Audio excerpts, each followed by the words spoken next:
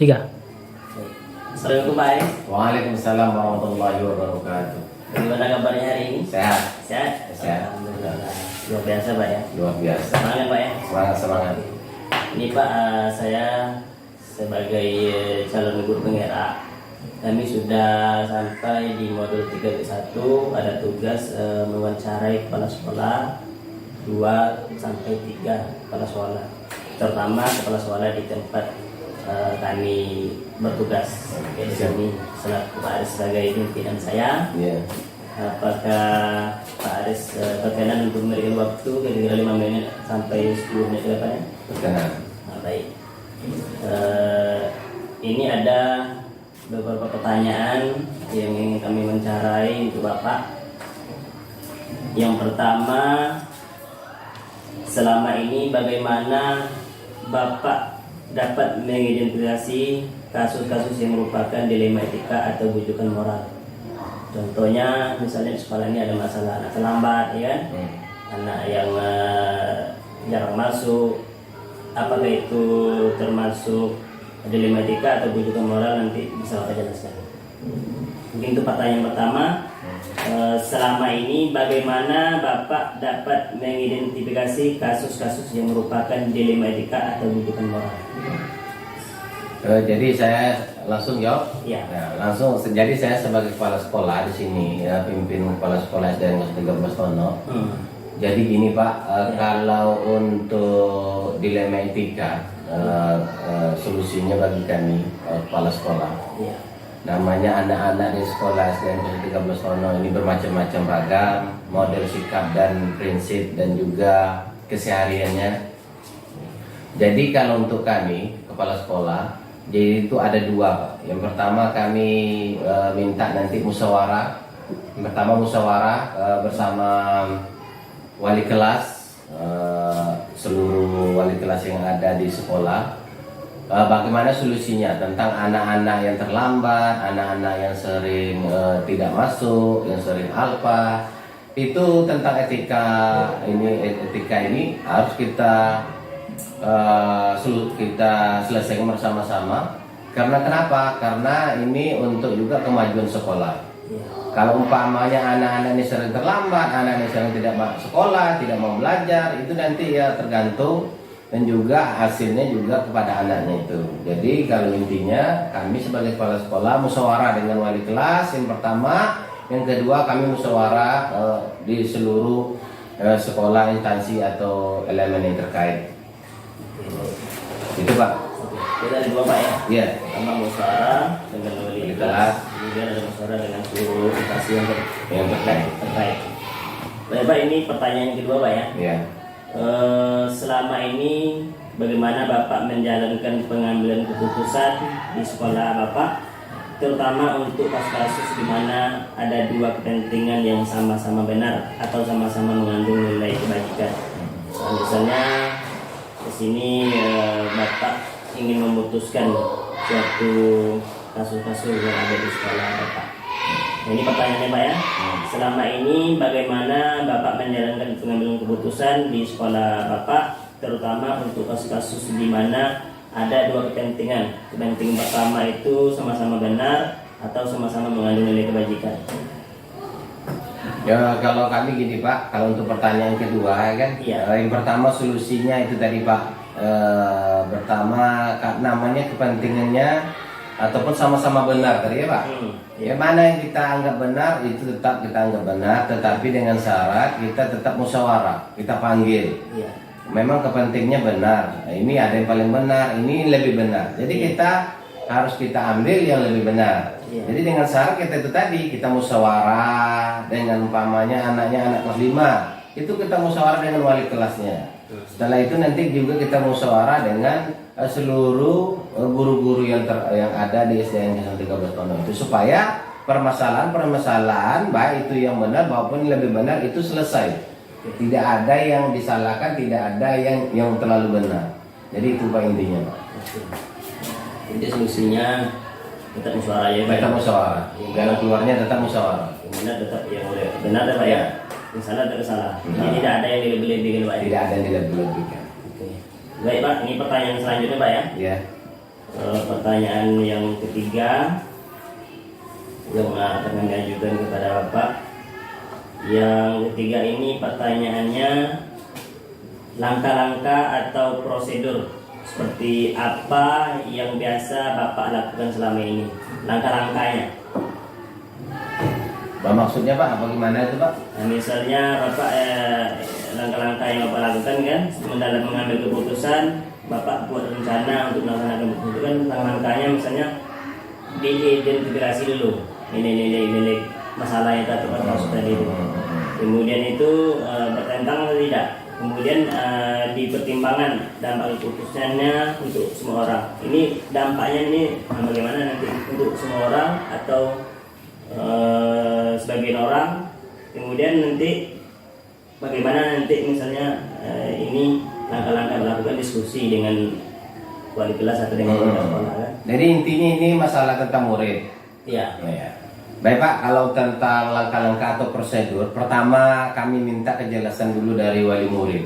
Iya. Dari maksudnya dari wali kelas. Nah, wali kelasnya apa masalahnya anak ini, bagaimana solusinya. Nanti wali kelasnya kami panggil dulu.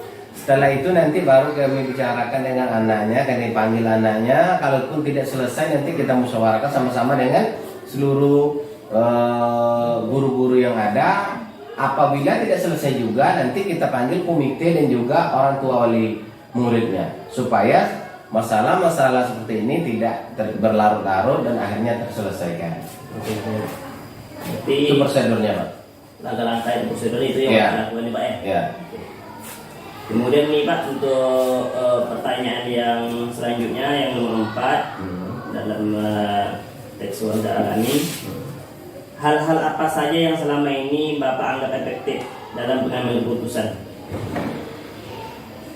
Hal yang dianggap efektif. Iya.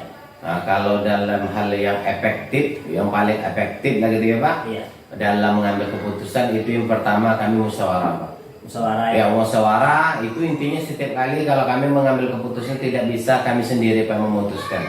Karena kita di SDN 013 Tono itu ada keluarga besar SDN itu berserta majelis gurunya. Jadi kami tidak mau kami sendiri yang memutuskan. Apapun permasalahannya kami akan musyawarah dengan majelis guru supaya permasalahan ini itu bisa selesai secepatnya Pak. Itu yang paling efektif Pak bagi kami, musyawarah bersama guru-guru yang ada di SDN 013 Tono. Ini paling efektif Pak ya. Yang paling efektif. Oke. Musyawarah. Baik Pak, untuk selanjutnya hal-hal apa saja yang selama ini yang merupakan tantangan dalam pengambilan keputusan? Apa tantangannya kan mengambil keputusan? Adakah kasus yang dilematika tadi yang Bapak sampaikan tadi? Apa tantangannya kira-kira Pak? Kalau tantangan dalam menyelesaikan suatu masalah itu banyak Pak. Yang pertama ada beberapa. Yang pertama tentang masalah sekolah ini kan banyak Pak. Jadi pasti ada nanti kontroversi ataupun ada yang tidak setuju ataupun nanti ada yang mungkin ada yang dirugikan. Jadi itu tantangannya Pak. Jadi kami sebagai kepala sekolah mana yang terbaik itu yang kami jalankan Pak. Memang tantangan itu tetap ada, apapun pekerjaan kita, apapun nanti masalahnya pasti tantangan kita itu tetap ada. Tetapi kita permasalahan itu walaupun tantangan itu ada, tetap kita sebagai kepala sekolah harus memutuskan dan menyelesaikan masalah itu. Jangan sampai permasalahan itu berlarut-larut. Oke itu Pak. Baik. Yang berikutnya Pak, ini pertanyaan yang ke-6 dalam wawancara kami. Apakah Bapak memiliki sebuah tata cara atau jadwal tertentu dalam sebuah penyelesaian kasus dilematika? Apakah Bapak langsung menyelesaikannya di tempat atau memiliki sebuah jadwal untuk menyelesaikannya, bentuk atau prosedur seperti apa yang Bapak jalankan? Misalnya kalau Bapak pas di tempat dan begitu aja Bapak selesaikan, atau Bapak mau jadwal dulu, atau seperti apa? Baik Pak, kalau tentang permasalahan kita itu Pak tidak langsung Pak. Umpamanya kalau permasalahannya mungkin bisa diskusikan, kita diskusikan dulu Pak. Ya. Tapi kalau permasalahannya itu agak yang lebih besar atau lebih rumit ataupun bisa melibatkan sekolah kita atau pencemaran nama sekolah, itu kami harus diskusikan dulu Pak. Tetapi kalau permasalahan yang kecil itu masih bisa lah kita nanti bersama wali kelas atau orang tua, itu masih bisa kita selesaikan secara baik-baik. Tapi kalau permasalahannya sudah menyangkut mungkin untuk nama baik sekolah, itu harus kita musyawarahkan bersama-sama ya. Contoh bersama kepala sekolah, komite, guru-guru, itu dan juga wali murid, itu ada jadwalnya Pak. Ada kita buat jadwalnya, jangan kita umpama langsung permasalahan itu kita langsung kita putuskan, tidak. Kita cari dulu, kita tentukan jadwalnya dulu kapan, supaya permasalahan ini jangan terlalu kita bisa membuat nanti sekolah kita yang rugi, ataupun kita sebagai pimpinan kita dipermasalahkan. Nah, kami seperti itu, kami buat jadwal dulu, jadwal kapan yang tepat, jadi baru kita permasalahan itu nanti kita selesaikan bersama-sama. Baik Pak. Berarti ada jadwalnya juga Pak? Ada jadwal, kita buat jadwalnya. Tapi tergantung tuh Pak, kalau permasalahannya besar itu kita buat jadwal. Kalau kecil bisa di tempat Pak? Bisa di tempat kita, umpama permasalahan cuma sekedar mungkin apalah namanya anak-anak. Jadi kalau masalahnya masih bisa kita atasi secepatnya, kita atasi cepat. Tapi kalau masalahnya besar ya masih bisa lah kita buat jadwalnya untuk bisa menyelesaikannya Pak. Gitu Pak. Pertanyaan selanjutnya Pak ya. Oke, silakan Pak. Apakah seseorang atau faktor apa yang selama ini mempermudah atau membantu Bapak dalam mengambil keputusan? Atau ada nggak seseorang atau faktor apa saja yang ada nggak pikiran yang membantu Bapak? Baik seseorang atau faktor apa saja itu? Kalau faktor banyak Pak. Yang pertama dari wali kelas. Kalau umpama yang kedua nanti ya kami musyawarah seluruh guru. Nah, itulah faktor-faktor untuk menentukan apa tadi Pak, masalah tadi kan. Jadi dengan adanya tadi kita musyawarah, dengan adanya orang tua murid, mungkin ada masukan ataupun ada masih ide, saran. Jadi dengan itu ada faktor-faktor dari guru dan juga musyawarah tadi Pak, akhirnya permasalahannya selesai. Oke, baik Pak ya. Ya Pak. Yang selanjutnya Pak ya. Ya, silakan. Dari semua hal-hal yang telah Bapak sampaikan tadi, pembelajaran apa yang dapat Bapak petik atau Bapak ambil dari pengalaman Bapak dan mengambil keputusan di 5 TK?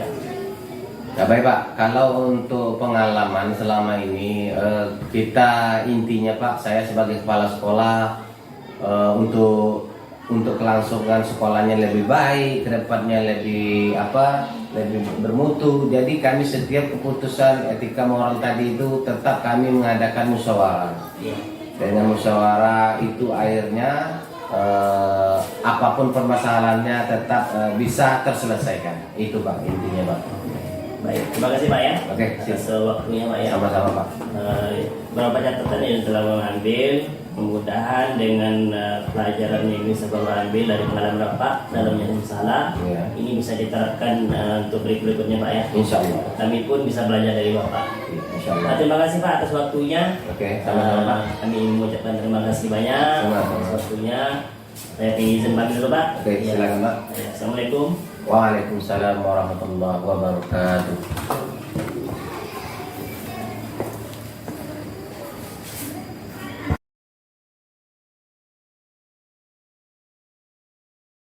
Baik, assalamualaikum Pak. Waalaikumsalam. Gimana kabarnya Pak? Alhamdulillah sehat. Sehat Pak ya.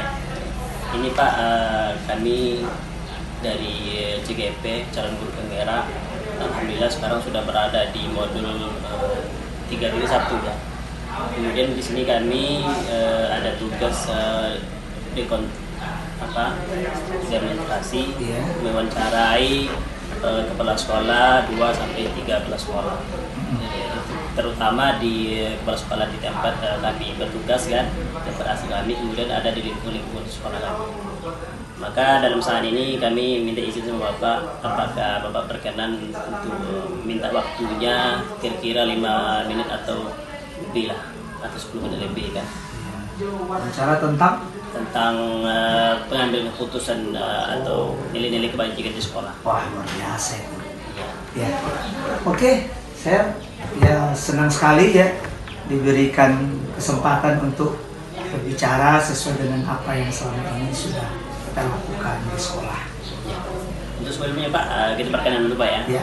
Saya Adam Ridullah, bertugas di SDN 17 Tono, betul. mungkin atau Bapak bisa apa kan memperkenalkan diri kan, Iya. saya saling kenal gitu Pak ya, sebelum kita mulai pertanyaan. Oh iya. Saya Ahmad Khairulli, SPDI PDI, Kepala Sekolah SMA Negeri 2 Bunut yang di Kabupaten Pelalawan, Provinsi Riau.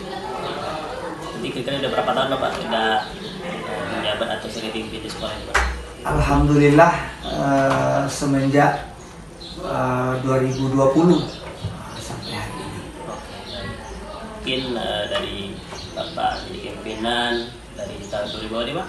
2020 sampai sekarang ini mungkin tentu banyak kasus-kasus yang ada Bapak alami kan, terutama di sekolah yang Bapak pimpin. Oke, ini kami ada wawancara untuk Bapak. Yang kita mulai Pak ya. Yang pertama, selama ini bagaimana Bapak dapat mengidentifikasi kasus-kasus yang merupakan dilema etika atau bujukan moral, terutama di sekolah Bapak. Itu kan ada kasus-kasus selama Bapak menjadi pimpinan di sekolah Bapak ini. Ya. Sebagaimana sebenarnya kalau yang namanya kasus itu kan tetap ada di sekolah-sekolah. Terutama tentang siswa, kemudian juga kasus guru. Iya. Bukan hanya siswa, guru juga bisa jadi kasus di luar itu, kenakalan-kenakalan yang berefek keluar, bukan hanya di lingkungan sekolah, bisa jadi di kayak model tawuran gitu ya, atau yang berefek ke masyarakat, tapi terbawa ke sekolah tidak ada kasus. Namun di sekolah ini kita sudah bikin aturan bersama bahwa setiap kasus yang terjadi di sekolah atau yang berhubungan dengan sekolah itu harus dibawa pengawasan daripada ya, yang pertama yang paling bawah itu adalah wali kelas. Wali kelas dulu. Jadi karena begitu caranya. Baik Pak. Jadi Bapak sudah jelaskan apa saja identifikasi kasus yang merupakan dilema etika atau bujukan moral Pak ya. Sekarang ini ada pertanyaan kedua Pak. Selama ini bagaimana Bapak menjalankan pengambilan keputusan di sekolah Bapak? Terutama untuk kasus-kasus di mana ada dua kepentingan yang sama-sama benar atau sama-sama mengandung nilai kebajikan. Bagaimana Bapak menjalankannya dalam pengambilan keputusan di sekolah Bapak? Oh ya, terima kasih. Jadi kalau ada dua kejadian atau keadaan yang sama-sama benar, nah untuk rasa keadilan itu biasanya saya sebagai kepala sekolah tidak serta-merta mengambil keputusan begitu saja. Tapi kan kita kan mendengar dulu dari bawah. Kita undanglah wali kelasnya, kita undang, kita panggil kesiswaannya, dan juga mungkin kalau ada guru yang bersangkutan ketika itu yang ada hubungannya dengan itu, beberapa guru juga bimbingan counseling. Nah kita kumpulkan, terus kita dialog di situ, tanya apa persoalannya. Nah sesuai dengan yang ditanyakan oleh Pak Adam tadi, kalau ada sudah nyata dia ada dua masalah yang sebetulnya sama-sama benar gitu ya, mana yang didahulukan? Kalau yang didahulukan, prinsip kita adalah mendahulukan kepentingan bersama, kepentingan orang banyak di atas kepentingan pribadi dan golongan. Sejuk, masyarakat pun bisa menerima dan memahami gitu. Begitu kira-kira Pak Adam. Ya baik Pak, dari catatan kami ya tidak boleh menjadi diktator Pak ya, atau tekan menekan ya antara rekan-rekan kerja atau sesama rekan-rekannya Pak ya. Baik, ini pertanyaan berikutnya Pak. Hal-hal apa saja yang selama ini Bapak anggap efektif dalam pengambilan keputusan pada kasus-kasus dilema etika? Yang sangat efektif itu biasanya kalau sudah masuk dilema etika itu, yang pertama kita harus bisa mempertemukan ya, mencari benang kusutnya, menggali sedemikian rupa apa sih penyebab awal kejadian itu, kemudian kita melibatkan orang-orang yang harusnya terlibat di situ. Mungkin orang tua juga bisa kita panggil kalau memang harus menghadirkan orang tua. Ya, biasanya kita hadirkan orang tua. Ya, mungkin supaya lebih diketahui juga oleh komite sekolah. Ya, kalau memang kasusnya besar gitu ya. Kalau menyangkut Bisa saja Pak ya. selesai ya. Kalau misalnya itu besar berarti diselesaikan memenuhi perlu ada jadwal khusus Iya. Pak ya untuk memanggil Betul. orang-orang atau orang tua wali murid itu kan atau orang yang memiliki gitu. Tapi setiap kasus itu tetap harus ada penekanannya, harus tahu jelas apa kesalahannya, kemudian penyelesaiannya, tindak lanjut dari penyelesaian berikutnya itu harus ada itu, walaupun kecil sekalipun. Ini Pak, adakah seseorang atau faktor-faktor yang mempermudah Bapak? Oh ada, Iya. biasanya yang mempermudah itu siswanya dulu. Oh, sesuainya. Kalau siswa ini punya track record yang kebaikan-kebaikan, ya dia tidak pernah berbuat kesalahan, dia ini termasuk siswa yang baik, ini mempermudah. Sehingga kita, wah ini seharusnya nggak dilakukan, tapi apa penyebabnya? Juga orang tua. Kalau orang tua yang, kalau ada kasus anaknya dia itu ngikut, istilah itu memahami keadaan, dia tidak bersikeras. Ada orang tua yang ngeyel kadang-kadang kan, dia bersikeras bahwa menyatakan dengan pendiriannya tidak mau tarik ulur demi kepentingan anaknya atau demi agar anaknya lebih baik. Ada juga yang kadang-kadang ngeyel, ya ini agak sulit kita. Jadi ada yang permudah. Yang permudah itu ya mungkin faktor pendidikan juga, orang tua yang lebih memahami pendidikannya baguslah pendidikannya, layak, ini dia lebih cepat paham. Juga orang tua yang punya agama yang bagus, nah ini juga yang bergaul di masyarakat. Juga guru-guru, dorongan dari guru-guru kan punya mata juga melihat, dia memberikan masukan-masukan. Ini yang mempermudah, sehingga kasus itu tidak kemana-mana gitu, bisa diselesaikan, dihimpun. Nah, kalau ada yang kusut tadi cepat dia. Itu dari bawah Pak ya, dari Iya, siswa, dari dari bawah. orang tuanya, kemudian dari dorong gurunya Pak ya. Kira-kira Pak, dari semua hal yang Bapak sampaikan tadi, ada nggak pembelajaran yang bisa Bapak ambil atau Pak petik dalam mengambil keputusan di Dilema Etika ini? Ada pelajaran yang bisa kita petik dari dilema etika ini adalah bahwa jangan kita bosan ya menegakkan kebenaran. Jangan pernah bosan, karena kalau seorang guru sudah bosan menegakkan suatu kebenaran atau menasihati ya peserta didiknya, atau menjadi contoh kebenaran, artinya dia menjadi digugu dan ditiru gitu ya, itu di mana letak kebenaran itu nanti akan lemah dia, dan bisa jadi suatu saat nanti kebenaran itu akan diinjak-injak orang. Kebenaran itu tidak lagi dikedepankan karena dia dilemahkan oleh orang-orang yang seharusnya memperkuat itu. Jadi jangan pernah lelah dan merasa udah cukup lah, ini anak udah apa, nggak ada itu, nggak ada istilah selesai. Karena hari per hari ya, yang namanya manusia itu pasti bergerak, pasti akan ada siklusnya. Kadang kan karena pengaruh ya anak remaja, usia remaja, dia mencari jati diri nih anak-anak kita. Untuk menemukan jati diri itu dia berteman dengan, kadang-kadang ada teman yang salah, nah kita nasihati. Bagaimana dia ditunjukkan, tunjuk ajar kita, pilihlah teman yang baik, yang mengajak kepada kebaikan. Nah ini sekali lagi inilah mungkin yang menjadi dasar kita untuk selalu menasihati. Saya juga sampaikan kepada guru-guru sebelum masuk kelas, jangan langsung materi, ajak dulu mereka sejenak untuk berpikir, kemudian kasih nasihat-nasihat. Sentuh hatinya. Makanya istilah saya itu ada mengajar dengan hati.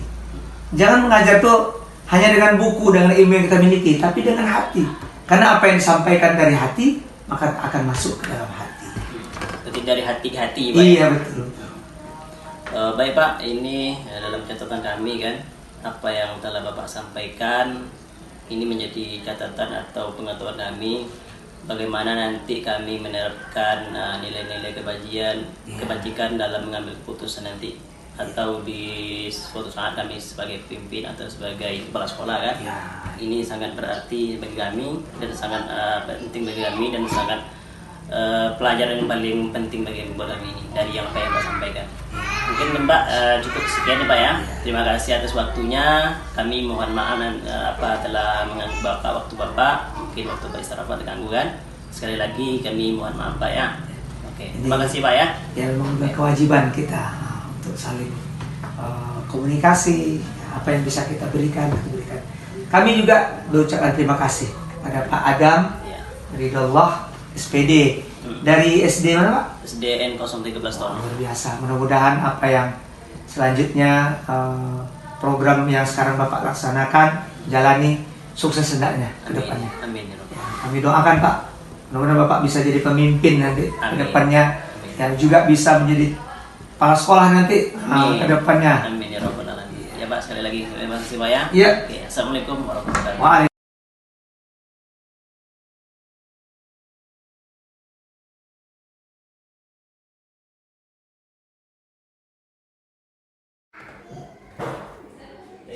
Assalamualaikum Pak Kepsek. Waalaikumsalam. Apa kabarnya Pak Kepsek? Alhamdulillah. Sehat ya. Jadi kami di sini Kepsek dari CGP Angkatan 11 Jalan Merah Kabupaten Pelalawan yang 11. Jadi di sini kami ada tugas mewawancarai kepala sekolah 2 atau sampai 3 kepala sekolah di lingkungan sekolah kami bertugas. Jadi yang satu lagi itu kepala sekolah kami sendiri, di mana kami bertugas, yang 2 lagi di lingkungan sekitar sekolah kami. Jadi di sini kami minta waktunya kepada Bapak sebagai pimpinan di SD Musbina Nawa ini. Kira-kira Bapak perkenan nggak? Kira-kira? Oke, kami Bersedia ya, Pak ya? Oke. Jadi sebelum kita melanjutkan pembicaraan ini, lebih banyak kita perkenan dulu Pak ya. Oh, Saya Adam Ridullah dari SDN Kota Solo. terima kasih atas kunjungan. Bisa Pak? Tahu saling kenal mengenal Oke, kan? baik. Nama saya Darmawi. Saya diberikan amanah sebagai kepala sekolah di SD Musbina Nawa. Mungkin Jadi Bapak selama jadi pimpin ini kira-kira sudah berapa lama Pak untuk memimpin atau menjalankan tugas sebagai kepala sekolah di SD Musbina Nawa ini? kebetulan saya sebagai pengganti ya. Yang dulunya sudah ada kepala sekolah yang lama. Kalau saya kebetulan di SD Musbina Nawa ini baru berjalan sekitar 4 bulan lah. Karena saya mulai awalnya dari tahun yang baru sampai sekarang. Karena saya dipindahkan ke situ untuk mengembangkan sekolah. Jadi kurang lebih dari 4 bulan ya Ya Pak ya? sekitar itu. Dari 4 bulan ini Bapak sudah menjalankan tugas sebagai pimpinan. Untuk itu ada sebagai wawancara kami atau sebagai kasus-kasus yang terjadi kan. Jadi ini Pak, pertanyaan kami kepada Bapak yang pertama, selama ini bagaimana Bapak mengidentifikasi kasus-kasus yang merupakan etika atau di luar? Kalau di lima etika itu di setiap sekolah itu pasti ada. Iya. Pasti ada di setiap sekolah. Termasuk sekolah kita. Sekolah kita masalah dilema etika itu ada, tapi tidak terlalu besar dan tidak terlalu kontinu, tidak berkelanjutan ya. Iya. Ada banyak beberapa kasus, contohnya ya perkelahian anak. Itu perkelahian itu udah jelas semua sekolah, apalagi tingkat SD itu udah pasti ada. Nah, contohnya di sekolah kita nih seperti berkelahi ya, seperti anak-anak saling apa itu pasti ada. Jadi bagaimana kami cara mengidentifikasinya? Ya kalau anak-anak usia segitu itu kami biasanya mengadakan pendekatan dengan orang tua. Kita mendekati gimana kita panggil orang tuanya, bagaimana cara mengembangkan anak ini. Anak ini pasti dia kalau anak yang langsung kita kasih hukuman tidak pernah, karena mengasih hukuman anak itu sangat berpengaruh terhadap efeknya terhadap berkelanjutan. Jadi anak-anak pun tidak boleh dihukum, tidak apalagi hukuman fisik itu jarang dan tidak boleh. Jadi kami bagaimana cara pendekatan dengan orang tua. Pendekatan baik. Ada kira-kira dilemanya kalau ingin menjelaskan masalah kasus tersebut? Dilema gitu ibaratnya. Pasti ada. Ada ya. Dilema itu pasti ada. Karena apa? Karena kasus anak dengan usia segitu itu susah. Dilemanya banyak. Kita cara menegur anak itu dari menjadi dilema. Bagaimana caranya? Nah itu dari dilema itu. Kemudian menghadapi orang tuanya juga dilema. Baik Pak. Ini selama ini bagaimana Bapak menjalankan dalam mengambil keputusan di sekolah Bapak, terutama kasus-kasus di mana ada kepentingan itu ada dua, di mana kepentingan itu sama-sama benar atau sama-sama mengandung nilai kebajikan. Kita melihat dulu apa kasusnya, bagaimana cara kepentingannya. Nah, kalau dia ada dua unsur, kita pilih dulu, kita lihat skala prioritasnya. Apa yang bagus, apa yang dampaknya besar, itu yang kita prioritaskan. Kalau ada dua kepentingan, kita ambil yang terbaik. Bagaimana yang paling bagus? Apalagi kita bentuknya yayasan. Kalau yayasan ini ada lagi keputusan dari yayasan, kemudian ada lagi baru kepala sekolah, baru guru. Bagaimana kalau dia ada dua kepentingan yang baik, ya kita pilih yang prioritasnya. Bagaimana yang terbaik untuk sekolah kita? Menurut saya seperti itu. Di prioritasnya mana yang paling baik ya Pak ya? Ya, mana yang paling bagus, mana yang bisa berkesinambungan, mana yang paling masalahnya lebih besar, itu yang kita prioritaskan. Kemudian Pak, langkah-langkah atau prosedur seperti apa yang biasa Bapak lakukan selama ini? Langkah atau prosedur seperti apa yang biasa? Ya, prosedur langkah-langkahnya kalau dia ada kasus, contohnya di dilema etika juga. Ya, dilema etika itu biasanya kasus yang anak-anak lakukan. Ya kita pertama kita identifikasi kasusnya, kemudian kita panggil anaknya, kemudian kita nasihati, kita ajak dengan guru BK, wali kelas, bagaimana cara menemukannya. Setelah kalau udah terlalu besar baru kita panggil orang tuanya. Nah itu cara sistemnya apa ya?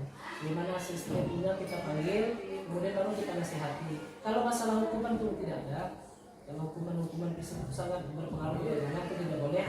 Jadi kita mengadakan pendekatan antara kolaborasi guru-guru, guru mapel, guru wali kelas, kemudian guru BK itu sangat penting. Adanya kesiswaan, nah itu sangat penting. Jadi hal-hal apa saja yang selama ini yang Bapak anggap efektif dalam mengambil keputusan ada kasus ini? Yang paling efektif kalau menurut saya memang itu adalah bagaimana cara pemanggilan orang tua. Yang paling efektif itu dengan cara nasihat. Kalau anak usia SD tidak bisa dikasih hukuman karena akan berulang kembali. Kalau dia kasusnya seperti itu, etika itu biasanya kita menggunakan nasihat. Pertama kita panggil anaknya, apa penyebab ini terjadi. Itu yang pertama, apa penyebab ini terjadi kasus ini, kemudian kita nasihati, kita beri masukan. Kalau anaknya masih kecil usianya, contohnya di kelas bawah itu belum bisa masuk nasihat ya. Iya. Kalau kelas bawah belum bisa masuk nasihat itu dengan orang tua. Jadi kita pendekatannya bagaimana dengan orang tua, siswa yang diajak, itu sudah seperti itu cara mengidentifikasi, gimana cara penyelesaian kasusnya. Biasanya kalau kasus-kasus seperti itu jarang masuk ke bagian pimpinan atau kepala sekolah ya, itu udah selesai sama siswa. Kasus-kasus yang hal-hal yang seperti itu, karena alhamdulillah di sekolah kita kasus yang besar itu belum ada ya, jadi bisa diselesaikan oleh wali kelas dan siswa. Oke, Pak ya. Jadi hal-hal apa saja Pak selama ini yang merupakan tantangan dalam keputusan pada kasus DLBK? Tantangannya ya kalau menurut saya, kalau tantangan itu banyak. Yang paling utama itu tantangan usia anak. Karena usia anak SD itu belum bisa kita berikan teguran yang apa ya? Karena anak SD itu belum masuk ya. Kalau kita tegur segini dia nanti akan berulang lagi. Karena anak usia SD itu belum bisa mencerna bagaimana yang baik dan yang buruk. Nah itu yang paling dilema itu yang susah ya. Bagaimana apa ya? Cara teguran itu sangat susah.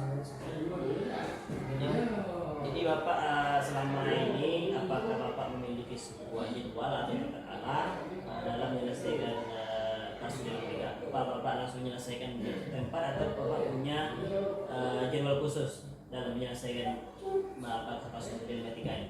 Kalau jadwal khususnya tidak ada terjadwal ya, karena kasus dilema etika ini jarang terjadi di sekolah kami ya.